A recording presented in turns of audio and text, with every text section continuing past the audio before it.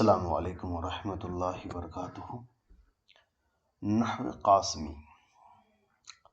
ये किताब नहव मीर को आसान बनाने के लिए लिखी गई है।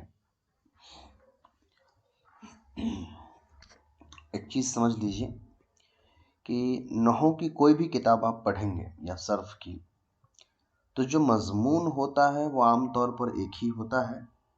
हाँ, तरीके जो होते हैं वो थोड़े से अलग हो जाते हैं। चलिए, बिस्मिल्लाहिर्रहमानिर्रहीम। पहले मुकदमा पढ़ लीजिए इस किताब का। अल्हम्दुलिल्लाहिल्लज़ी खलक़ल लौह वल कलम। तमाम तारीफ़ें उस अल्लाह ताला के लिए जिसने लौह और कलम बनाए। वअल्लमल इंसान मा लम यअलम, और इंसान को वो चीज़ें सिखलाई जो वो नहीं जानते थे। वस्सलातु वस्सलामु अला रसूलिहिल अकरम, और सलातो सलाम हो उसके करीम रसूल सल्लल्लाहु अलैहि वसल्लम पर। अल्लज़ी बुइस इला काफ़्फ़तिन नासी वल उमम, जिनको तमाम इंसान और उम्मत की तरफ भेजा गया। व अला आलिही व अस्हाबिही, और उनके आल पर और उनके असहाब पर सलातो सलाम हो। अल्लज़ीना इर्तवौ मिन मंबइल इल्म वल हिकम, जो लोग शराब हुए इल्म के सरचश्मे और हिकमत के सरचश्मों से। व अला साइरिल अइम्मति वल खदम, और तमाम आइम्मा और दीन के खुद्दाम पर। अल्लज़ीना रफ़अू रअयातिल इस्लामी वल क़ियम, जिन लोगों ने इस्लाम का परचम बुलंद किया और मजबूत। यानी इस्लाम और क़ियम तकरीबन एक ही है चीज़ है, लफ्ज़ अलग होता है, मुराद दोनों से सेम है।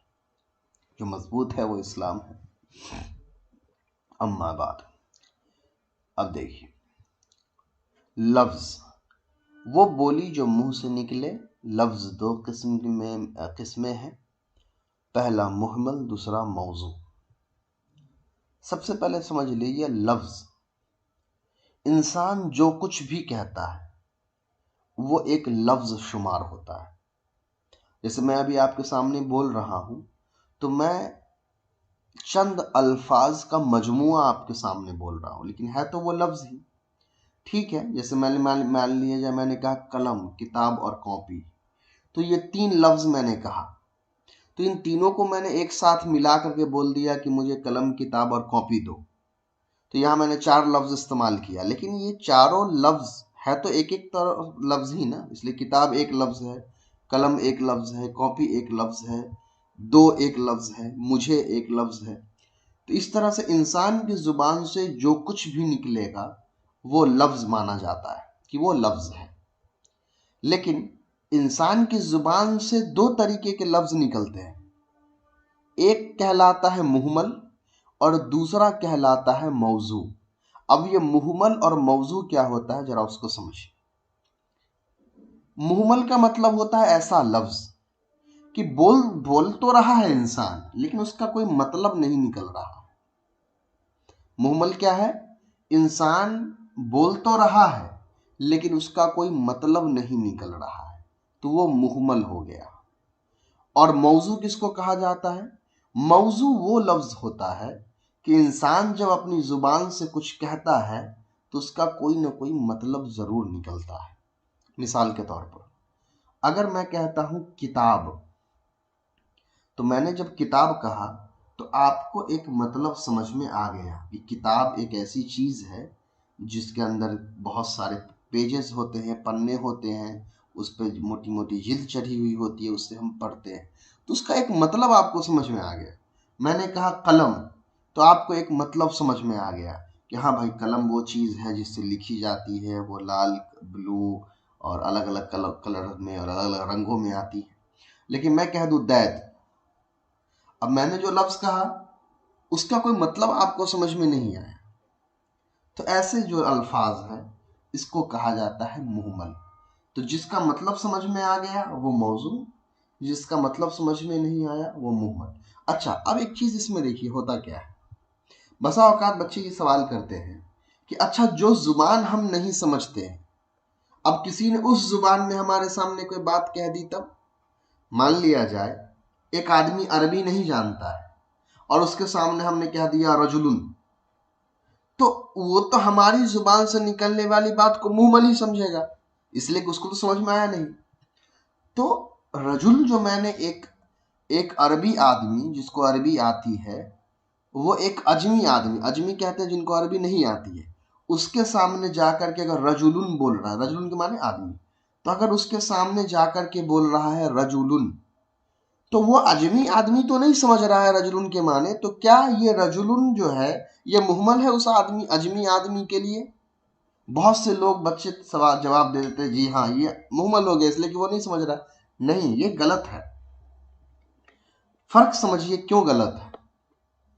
लफ्ज मौजू कहा जाता है उस लफ्ज को जिसका एक मतलब होता है, तो रजुलुन का एक मतलब है, वो अलग बात है कि वो मतलब आपको नहीं पता है, लेकिन रजुलुन जो लफ्ज बनाया गया है, उसकी जो वजह किया गया है, उसको पहली बार जो अरबी में इस्तेमाल किया गया है, तो उसका कोई ना कोई मतलब है।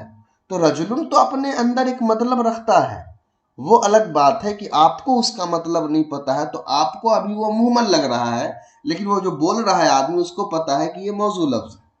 तो बोलने वाले पर है, इसलिए कहा गया जो बोली मुंह से निकलता हो, यानी जो बात बोलने वाला है, अगर उसकी जुबान से वो अल्फाज निकले जिसका कोई मतलब समझ में आता है, तो वो हो जाएगा मौजू।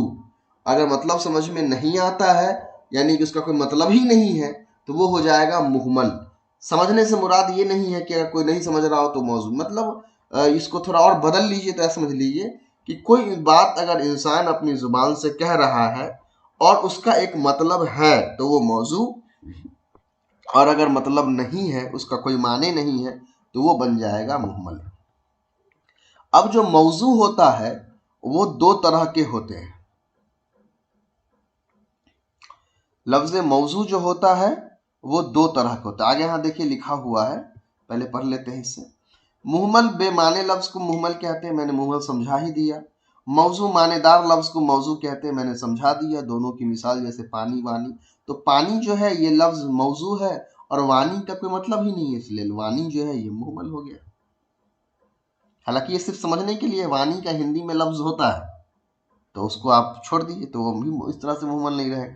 तो मुहमल मतलब जिसका कोई मतलब था ही नहीं, या फिर अगर एक जुबान के दायरे में महदूद कर दे तो हाँ ये है कि अरबी में इसका कोई मतलब नहीं होगा, उर्दू में कोई मतलब नहीं है। चलिए, अब लफ्ज मौजू की दो किस्में हैं, एक मुफरद और एक मुरक्कब। मुफरद अकेला लफ्ज, मुरक्कब एक से ज्यादा लफ्ज।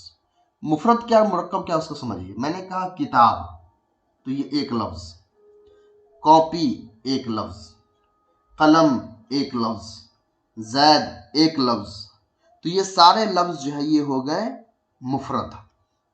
लेकिन मैं इन सबको अगर जोड़ दूं, मुझे कॉपी किताब कलम दो, तो कॉपी भी आ गया, किताब भी आ गया, कलम भी आ गया, और ये एक जुमले में इस्तेमाल हो गया, तो वो कहलाएगा मुरक्कब। तो मुफरद और मुरक्कब आपको समझ में आ गया होगा। अब देखिए मुफरद, मुफरद की तारीफ यहाँ लिखी गई है, वो लफ्ज जो अकेला हो, जैसे लफ्ज किताब मुफरद है। मुफरद का दूसरा नाम कलीमा भी है। हाँ, तो अरबी में मुफरद का जो दूसरा नाम है वो है कलीमा, और मुरक्कब का जो दूसरा नाम है वो है कलाम। चलिए आगे देखिए। अब जो ये कलीमा है, तो कलीमा क्या है, मुफरद ही है, तो मुफरद कहिए या कलीमा कहिए। तो अभी से हम लोग अब मुफरद नहीं कहेंगे, अब हम लोग कलीमा कहेंगे। तो अरबी जुबान में कलीमा तीन किस्म का होता है। अरबी जुबान में कलीमा तीन किस्म का होता है, या आप ये मान लीजिए कि पूरी अरबी जुबान तीन कलीमों से मिलकर के बनती है। पूरी अरबी जुबान, चाहे आप कुरान देखिए, हदीस देखिए, किसी को अरबी बोलते हुए सुनिए, लिखते हुए सुनिए, सब जगह आपको तीन ही तरह के कलीमे मिलेंगे जो आपस में जुड़े रहते हैं। तो पूरी की पूरी अरबी जुबान सिर्फ तीन कलीमे से बनती है। वो तीन कलीमा क्या क्या है, नाम याद रखिए, इस्म, फेल, हर्फ, यही तीन कलीमा है। इस्म, फेल, हर्फ, इन्हीं 3 कलिमे के बारे में पढ़ने के लिए हम नहव और सर्फ की मुख्तलिफ किताबें पढ़ते हैं। तो अगर नहव और सर्फ में हम क्या पढ़ते हैं, यही 3 चीजें पढ़ते हैं। नहव के अंदर आमतौर पर हम इस्म और हर्फ के बारे में पढ़ते हैं, और सर्फ के अंदर आमतौर पर हम फेल के बारे में पढ़ते हैं। तो जैसे ही आप ये 3 कलिमे अच्छे से समझ जाएंगे, इस्म, फेल और हर्फ, आप पूरी की पूरी अरबी जुबान अच्छे से समझ जाएंगे। और ये 3 कलिमे आप कहाँ पढ़ेंगे? इस्म और हर्फ के बारे में आप नहव के अंदर पढ़ेंगे, और फेल के बारे में आप सर्फ के अंदर पढ़ेंगे। इसीलिए इस इल्म नहव की तारीफ में ये बात लिखी जाती है कि इल्म नहव वो इल्म होता है, यानी इल्म नहव के अंदर उस इल्म को हम पढ़ते हैं जिस इल्म के जरिए से हम कलिमे के या इस्म के आखिरी एराब को समझ पाते हैं और उसकी तब्दीलियों को समझ पाते हैं, और अरबी जुबान में होने वाली गलतियों से महफूज हो पाते हैं। वो सारी चीजें इंशाल्लाह जहाँ आएगी वहां बताई जाएगी। अभी फिलहाल आपको क्या याद रखना है? अरबी में कलिमा 3 तरह का होता है, और ये 3 कौन कौन से हैं? इस्म, फेल और हर्फ। अब यहाँ पे कुछ मिसाल दी गई है, पहले इसको देख लीजिए। अमसिला, मिसाल की जमा है अमसिला। अब देखिए, पढ़ा, करा, कापी, कुर्रासतुन से मिन, लिखता है यकतुबु, पेंसिल के माने होता है मिरसमुन, और तक माने इलाई, मिरसमुन होता है, यहाँ पे शायद अलिफ एक्स्ट्रा टाइप हो गया होगा। अब देखिए मुलाहजा, अजीज तलबा, देखो इन कलिमात बाला में गौर करने से हमें 3 तरह के कलिमात नजर आए।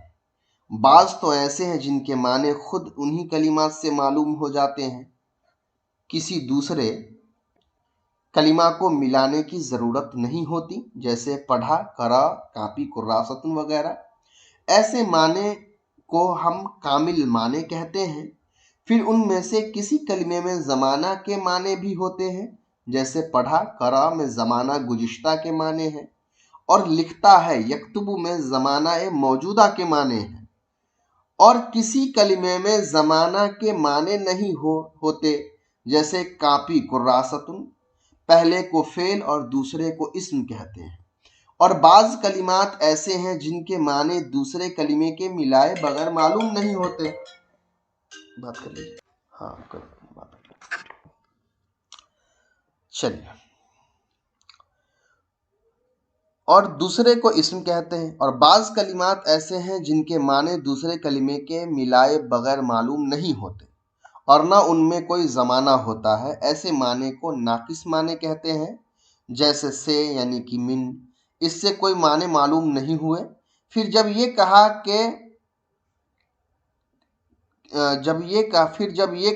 मैं हापुर से चला, चाहिए कोई जगह होगा, सिरतु मिन हाफुर। अब लफ्ज से मिन के जरिए चलने की इब्तिदा के माने मालूम हुआ, ऐसे कलिमे को हर्फ कहते हैं। अच्छा, यहाँ पर आप समझ लीजिए, मैंने आपको एक बात बताई शुरू में कि पूरी अरबी जुबान 3 चीजों से मिलकर के बनती है, इस्म, फेल और हर्फ। अब यहाँ पर इसी इस्म, फेल और हर्फ के माने को समझा रहे हैं, इसको जरा देख लीजिए। चलिए, सबसे पहले आपको यह समझना पड़ेगा कि इस्म, फेल और हर्फ, इसको समझने से पहले एक छोटी सी चीज समझ लीजिए कि जमाना, कि यह जमाना क्या है।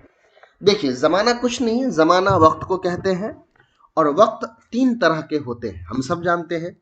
एक गुजरा हुआ वक्त होता है, एक मौजूदा वक्त होता है, और एक आने वाला वक्त होता है।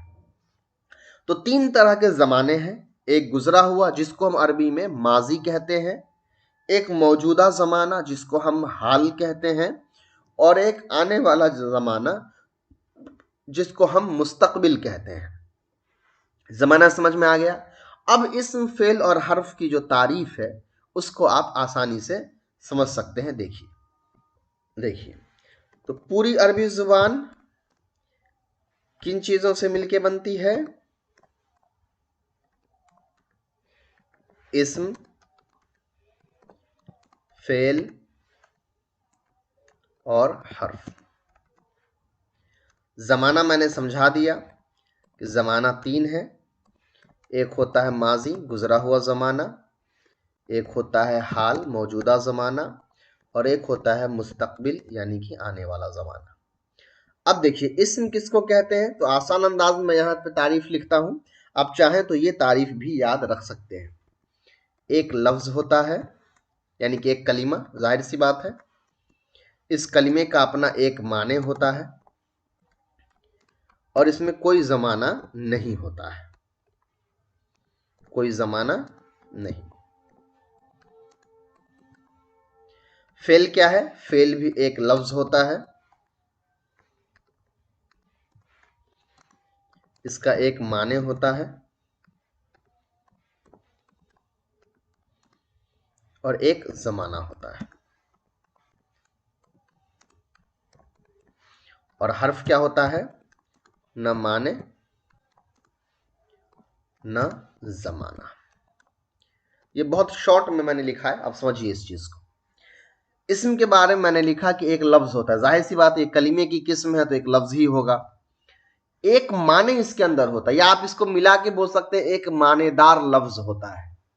मानेदार लफ्ज होने का मतलब यह है कि जब इस लफ्ज का हम उर्दू में तर्जमा करेंगे, मान लीजिए रजुलुन, रजुलुन एक अरबी लफ्ज है, लेकिन जब हम रजुलुन का तर्जमा कर रहे हैं उर्दू में तो इसका मतलब है आदमी। तो जब मैंने कहा रजुलुन, इसका मतलब है एक आदमी, तो क्या हुआ, रजुलुन एक अरबी लफ्ज है और इसका एक मतलब है आदमी। तो रजुलुन से आदमी समझ में आ गया, तो एक लफ्ज एक माने समझ में आ गया। अब इसी को दूसरे अंदाज में नहव में लिखा होता है कि जिसके माने बगैर किसी दूसरे कलीमे के मिलाए समझ में आ जाए, तो उसका मतलब भी यही चीज है कि इसमें एक ऐसा लफ्ज होता है कि जिसके माने हमको सिर्फ उसी लफ्ज से समझ में आ जाते हैं, दूसरे लफ्ज से जोड़ना नहीं पड़ता है। जैसे रजुलुन एक अकेला लफ्ज है और रजुलुन का एक माने आदमी हमको खुद रजुलुन से मिल रहा है। ऐसा नहीं है कि रजुलुन का जो लफ्ज है आदमी, ये हासिल करने के लिए रजुलुन के साथ हमको एक दो और अरबी लफ्ज जोड़ना पड़ रहा है, ऐसा तो नहीं हो रहा है। लेकिन क्योंकि सिर्फ हमने रजुलुन लिखा और एक लफ्ज समझ में आ गया आदमी, तो यही है इस्म की तारीफ कि एक लफ्ज होता है, एक माने होता है। अच्छा, कोई जमाना नहीं। अब ये तीसरी जो कैद है उसको समझिए। जब मैं रजुलुन मतलब आदमी कह रहा हूं तो मुझे ये समझ में नहीं आ रहा है कि आदमी किस जमाने में था, अभी है या पहले आदमी था या बाद में आदमी बनेगा, ऐसी कोई भी चीज हमको समझ में नहीं आ रही है। तो अरबी में वो सारे अल्फाज, वो सारे कलीमा इस्म होते हैं जिसके पास अपना एक माने होता है और उसके माने के साथ कोई जमाना जुड़ा हुआ नहीं होता है। अब आ जाइए फेल के ऊपर।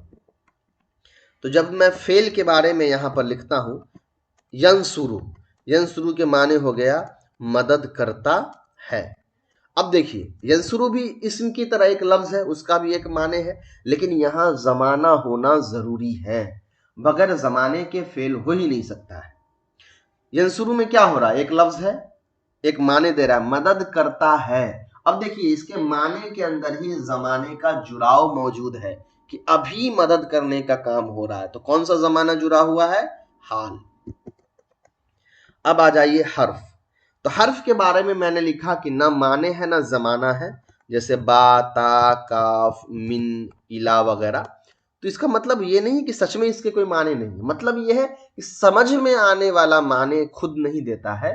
इसके हकीकी माने को समझने के लिए हमको इस हर्फ को किसी दूसरे इस्म या फेल के साथ जोड़ना पड़ता है, तब जाकर के उसका सही माने हमको समझ में आता है। जैसे मैं सिर्फ लिख दूं इला, तो आपको इला के माने होता है तक, कुछ समझ में नहीं आया। लेकिन मैं अगर लिख दूं ज़हबतु इलल मस्जिद, तो अब मैं मस्जिद तक गया। तो अब देखिए जब मस्जिद और जाना जुड़ गया तो तक के माने अब अच्छे से समझ में आ रहा, अच्छा मस्जिद तक जाने की बात हो रही है। तो यही है हर्फ की तारीफ। अब आ जाइए आगे।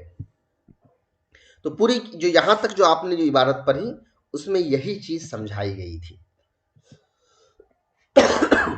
अच्छा, लफ्ज कामिल और लफ्ज नाकिस, इसको जरा समझ लीजिए। लफ्ज कामिल का मतलब होता है एक ऐसा लफ्ज जो मुकम्मल माने खुद दे देता है, और लफ्ज नाकिस का मतलब होता है कि जिसके माने को समझने में दुश्वारी होती है अकेले। जैसे हर्फ लफ्ज नाकिस हो जाएगा और इस्म और फेल हर लफ्ज कामिल हो जाएगा। अब देखिए कामिल माने ऐसे माने जिसको कलीमा अज खुद बताए, नाकिस माने ऐसे माने जिसको कलिमा दूसरे कलिमे के साथ मिले बगैर ना बता सके। कलिमे की 3 किस्में हैं, इस्म फेल हर्फ मैंने बता दिया। इस्म वह कलिमा है जिसके माने कामिल हो और इसमें कोई जमाना ना हो, जैसे कापी, कुर्रासतुन वगैरह। फेल वो कलिमा है जिसके माने कामिल हो और इसमें कोई जमाना भी ना हो, जैसे पढ़ा, करा वगैरह। हर्फ वो कलिमा है जिसके माने नाकिस हो और इसमें कोई जमाना ना हो, जैसे मिन वगैरह। ये मैंने सब कुछ समझा दिया आपको। मुरक्कब, मुरक्कब वो लफ्ज है जो 2 या ज्यादा कलिमों से मिलकर बना हो, जैसे घर का दरवाजा, बाबुद्दार।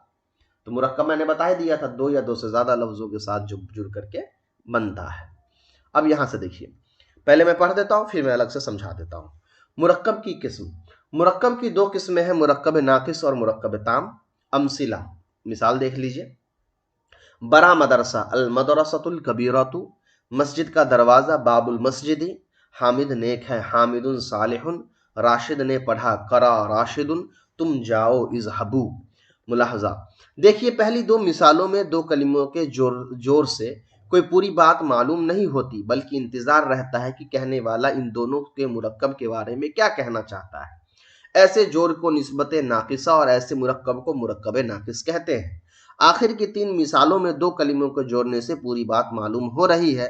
ऐसे जोर को निस्बत ताम्मा और ऐसे मुरक्कब को मुरक्कब ताम, निज जुमला और कलाम भी कहते हैं। अब जरा एक नजर ये भी देखिए कि आखिर की इन तीनों मिसालों में से पहली मिसालों में तो हामिद के साथ नेक इस्म जोड़ा गया है, जिससे हामिद का नेक होना मालूम हुआ। दूसरी मिसाल में राशिद के साथ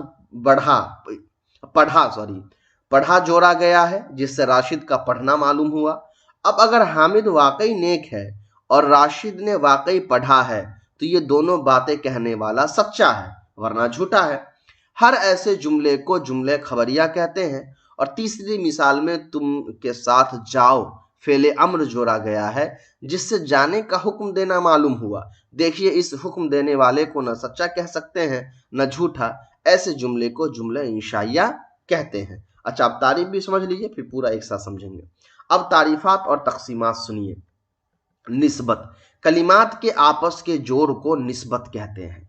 निस्बत की 2 किस्में हैं, नाकिसा और ताम्मा। निस्बत नाकिसा, कलिमात के दरमियान ऐसी निस्बत जिससे पूरी बात मालूम ना हो, जैसे ऊपर की 2 मिसालों में। मुरक्कब नाकिसा, जिसको मुरक्कब गैर मुफीद भी कहते हैं। ऐसा मुरक्कब जिससे पूरी बात मालूम न हो, जैसे ऊपर की 2 मिसालें गुजरी। निस्बत ताम्मा, एक इस्म की तरफ दूसरे इस्म या फेल की ऐसी निस्बत जिससे पूरी बात मालूम हो जाए, जिसे आखिर की तीनों मिसालों में निस्बत ताम्मा। दूसरा का नाम इस्नाद भी है। मुस्नद इलैह, वो इस्म है जिसकी तरफ दूसरे इस्म या फेल का इस्नाद हो। अच्छा, इसको भी पढ़ लीजिए, मैं अलग से समझा दूंगा। जैसे आखिर की 3 मिसालों में हामिद, राशिद और तुम। मुस्नद वो इस्म या फेल जिसकी इस्नाद किसी इस्म की तरफ हो जाए। आखिर की 3 मिसालों में नेक, पढ़ा और जाओ। मुरक्कब ताम्मा, जुमला, कलाम, मुरक्कब मुफीद, ऐसा मुरक्कब जिससे पूरी बात मालूम हो जाए, जैसे आखिर की तीनों मिसालें। चलिए, सबसे पहले समझिए नाकिस और ताम। ताम के माने हो गया मुकम्मल और नाकिस के माने हो गया नामुकम्मल या अधूरा। ठीक है। अब जब हम कहते हैं निस्बत, निस्बत का मतलब होता है जुड़ाव। मान लिया जाए जैद और उमर भाई है, तो हम कहेंगे जैद की निस्बत उमर से भाई की है। तो मतलब जैद और उमर जो आपस में जुड़ा हुआ है वो भाई होने की हैसियत से जुड़ा हुआ है, तो उसको कहा जाता है निस्बत। जब हम कहते हैं निस्बत नाकिसा, निस्बत नाकिसा का मतलब फिर ये हो जाता है कि 2 लफ्ज या 2 से ज्यादा लफ्ज जो आपस में जुड़े हुए हैं, वो जुड़े तो हैं लेकिन वो अधूरा निस्बत है, यानी मुकम्मल तौर पे समझ में नहीं आ रहा है कि उसका जुड़ाव किस तरह से हुआ है। और निस्बत ताम्मा का मतलब होता है कि 2 लफ्ज जो आपस में जुड़े हुए हैं, तो बात पूरी तरह से समझ में आ रही है कि इन दोनों का जुड़ाव किस एतबार से है। अब मिसाल के तौर पे देखिए, मैं कहूं जैद की कलम, तो देखिए जैद की कलम मुरक्कब है, क्योंकि जैद और कलम 2 लफ्ज है। यहां पर हमने जैद की और कलम के बीच में एक रिश्ता भी जोड़ दिया, निस्बत जोड़ दिया। लेकिन जब मैं जैद की कलम कह के चुप हो जाऊंगा तो आप क्या पूरी बात समझ जाएंगे कि मैं आगे क्या कहना चाह रहा हूं? मैं ये भी कह सकता हूं जैद की कलम खो गई है, मैं ये भी कह सकता हूं जैद की कलम चोरी हो गई है, जैद की कलम कीमती है, जैद की कलम टूट गई है। बहुत सारे अल्फाज के माने यहां पे जोड़े जा सकते हैं। तो पता चला कि जैद की कलम सिर्फ इतनी जो बात है ये पूरी बात को वाज़ेह नहीं कर रही है, बल्कि यहाँ पे अलग अलग मानों का एहतमाल पैदा हो गया है। तो इस तरह यहाँ पर जो जैद का कलम के साथ जो निस्बत है वो अधूरा है। तो ऐसे निस्बत को कहा जाता है निस्बत नाकिसा, या आप कह सकते हैं मुरक्कबे नाकिस। ठीक है, उसका निस्बत ताम्मा। यही मिसाल ले लीजिए ना, मैं कहता हूं जैद की कलम कीमती है, तो जब मैंने कह दिया जैद की कलम कीमती है, मुकम्मल बात हो गई। जैद की निस्बत मैंने कलम के साथ भी जोड़ दिया और यह भी बता दिया कि वो कीमती है। अब सुनने वाले को कोई डाउट नहीं होगा कि चोरी है कि क्या हो गया, पता चलेगा कि हाँ सिर्फ कीमत की बात हो रही है। ऐसे को कहा जाता है निस्बत ताम। अब समझिए, ये जो ताम होता है इसको हम मुरक्कब ताम भी कहते हैं, मुरक्कबे मुफीद भी कहते हैं,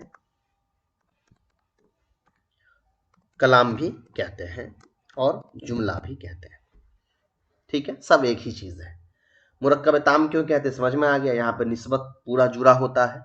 मुरक्कब मुफीद क्यों कहते हैं, क्योंकि ये मुकम्मल फायदेमंद बात बताता है। कलाम इसलिए कि मुकम्मल बात समझ में आ रही है, और जुमला आप समझ रहे हैं, जुमले का ही कलाम है। और जो उल्टा जो नाकिस है वो मुरक्कब गैर मुफीद हो जाएगा और वो मुरक्कब नाकिस भी कहलाएगा। ठीक है, इतनी बात हमको समझ में आ गई है। अब इसमें समझ लीजिए जुमले खबरिया और जुमले इंशाइया, ये क्या होता है। जुमला खबरिया और जुमला इंशाइया। देखिए, जुमले खबरिया और जुमले इंशाइया पहले समझ लीजिए क्या होता है। जुमले खबरिया और जुमले इंशाइया उतनी ज्यादा अहम चीज नहीं है और बहुत ज्यादा मुश्किल चीज भी नहीं है समझना, आसान अंदाज में समझ लीजिए। जब किसी जुमले को उसके सच होने के जितने चांस होते हैं उतने ही उसके झूठ होने के भी चांस होते हैं, तो वो होता है जुमला खबरिया। अब क्या मतलब हो गया, ये थोड़ा फलसफियाना बात हो गया, थोड़ा और आसान समझ लीजिए। अगर मैं कहता हूं मैंने पानी पी लिया है, तो मैंने पानी पी लिया है, तो मैं ये जो बात आपसे कह रहा हूं इस बात का सच्चा होना भी है कि हाँ मैंने पानी पी लिया है, तो मैं आपको बताऊंगा कि मैंने पानी पी लिया है। और अगर मैंने पानी नहीं पिया होगा तो मैं आपको ये बता दूंगा कि मैंने पानी नहीं पिया है। तो पता क्या चला कि ऐसा जुमला जिसका सच होना भी साबित हो सकता है और जिसका गलत होना भी साबित हो सकता है, या आप इसको आसान अंदाज में समझिए कि जिसका करना और ना करना ये दोनों साबित हो सकता है, ऐसे जुमले को कहा जाता है जुमले खबरिया। अब आप सोच रहे होंगे कि भाई ऐसा तो सब जुमला तो ऐसा ही है जिसका करना और ना करना साबित है, लेकिन अब देखिए थोड़ा सा फर्क क्या है। अब मैं अल्लाह ताला से दुआ कर रहा हूं, अल्लाह ताला मुझे रोजी दीजिए, रब्बिरजुकनी, ए अल्लाह मुझे रोजी दीजिए, रिज्क दीजिए। अब यहां पर मैं एक दुआ कर रहा हूं अल्लाह ताला से, तो मेरी तरफ से इस दुआ का ना तो सच्चा करना साबित हो सकता है, ना इस दुआ का झुठलाना साबित हो सकता है। इसलिए कि मैं यहां पर क्या कर रहा हूं, कोई खबर नहीं दे रहा हूं बल्कि एक इल्तिजा कर रहा हूं। तो इल्तिजा या तो मैं कर सकता हूं या इल्तिजा नहीं कर सकता हूं, यानी मेरा हक है कि मैं चाहूं तो दुआ कर सकता हूं या दुआ नहीं कर सकता हूं। लेकिन अगर दुआ मेरी जुबान से निकल गई है तो उस दुआ को कोई चाहे कि उसको झुठला सकता हो कि नहीं ये दुआ नहीं किया है, तो वो खबर दे सकता है। लेकिन मतलब ये है कि जैसे मैंने कहा कि रब्बी अल्लाह ए रब मुझे रोजी दे, इसको मैं झूठा नहीं बयान कर सकता हूं। थोड़ा सा कॉम्प्लिकेटेड हो गया, इसको और आसान अंदाज में समझ लीजिए। इसकी असल में कोई जो कैद है वो नहीं है। उसकी वजह ये बनती है कि हर जुमले को अगर सच्चा और झूठे के एतबार से देखा जाए तो किसी को भी सच्चा या झूठा बनाया जा सकता है। सामने वाले के एतबार से, खुद उसके एतबार से नहीं। मिसाल के तौर पर इसको आसान अंदाज में समझने के लिए आप ऐसे याद रखिए कि कोई भी बात जो एक खबर के तौर पे दी जाती है, उस बात को सच्चा या झूठा बनाया जा सकता है, इसीलिए वो खबरिया है। और कोई ऐसी बात जो खबर नहीं है तो उसको हम सच्चा और झूठा भी नहीं बना सकते हैं, तो वो जुमले खबरिया नहीं रहेगा बल्कि जुमले इंशाइया हो जाएगा। अब ये खबर क्या है उसको समझिए। जब मैं आपसे कह रहा हूं कि मैंने पानी पी लिया, तो मैं यहां अपने पानी पीने की खबर आपको दे रहा हूं, तो इसको हम सच्चा या झूठा दोनों मान सकते हैं। हो सकता है मैंने पानी नहीं पिया और मैं बोल दूं कि मैंने पानी पी लिया, या हो सकता है कि मैंने पानी नहीं पिया हो और मैंने बोला होगा आपको कि पानी पी लिया, या इसका उल्टा भी हम कर सकते हैं।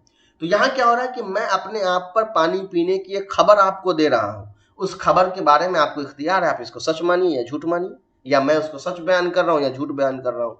लेकिन जब मैं जैद को कह रहा हूँ कि जैद तुम पानी लाओ, तो मैं यहाँ जैद को एक हुक्म दे रहा हूँ, खबर नहीं बयान कर रहा हूँ। तो अब मेरे हाथ में नहीं है कि मैं उसको झुठला सकता हूँ कि हाँ पानी नहीं भी लाओ या लाओ। कहने को तो हम ऐसे उर्दू में कह ही देते हैं कि नहीं लाना है मतलब लाना है लाओ, लेकिन यहाँ जब मैं हुक्म दे रहा हूँ तो जैद या तो उस हुक्म को पूरा करके मेरे पास पानी ला सकता है, या मेरे हुक्म की खिलाफ वर्जी करके जैद पानी नहीं ला सकता है। लेकिन मेरी जुबान से जो बात निकली है उसको वो सच्चा या झूठा बयान नहीं कर सकता है। यानी वो खबर नहीं थी तो खबर को सच्चा या झूठा नहीं बता सकता है, वो एक हुक्म हो गया। तो पता ये चला कि हुक्म जो होता है या दुआ जो होता है वो चूंकि खबर नहीं होता है तो उसको सच्चा या झूठा नहीं मान सकते हैं, तो वो इंशाइया हो जाता है। और जो खबर होता है, एक किसी बात के बारे में मालूमात देनी होती है, तो वो सच्चा और झूठा दोनों हो सकता है, इसलिए वो खबरिया हो सकता है। अब इन दोनों की उतनी बहस में आपको नहीं जाना। जुमले इंशाइया वैसे तो 10 किस्मों की है, इसकी उतनी ज़्यादा ज़रूरत अभी आपको पड़ेगी भी नहीं। और आपकी किताब में सिर्फ अभी आपको जुमले इंशाइया और जुमले खबरिया की तारीफ बयान की गई है। जैसे जैसे आगे आएगा इंशाअल्लाह आपको वैसे अच्छे से समझाया जाएगा। चलिए, अस्सलाम वालेकुम व रहमतुल्लाहि व बरकातहू।